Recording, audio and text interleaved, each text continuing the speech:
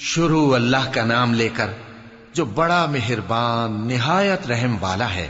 اے پیغمبر صلی اللہ علیہ وآلہ وسلم، اپنے پروردگار عالی شان کے نام کی تسبیح کرو، جس نے انسان کو بنایا، پھر اس کے اعضاء کو درست کیا، اور جس نے اس کا اندازہ ٹھہرایا، پھر اس کو رستہ بتایا، اور جس نے چارہ اگایا، پھر اس کو سیاہ رنگ کا کوڑا کر دیا۔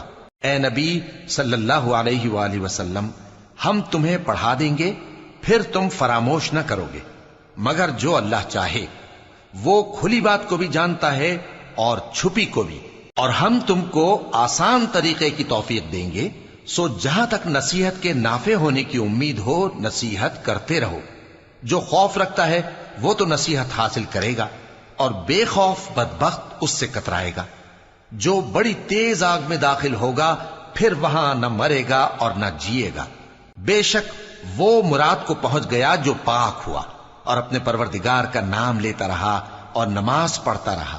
بات یہ ہے کہ تم لوگ تو دنیا کی زندگی کو ترجیح دیتے ہو، حالانکہ آخرت بہت بہتر اور ہمیشہ باقی رہنے والی ہے۔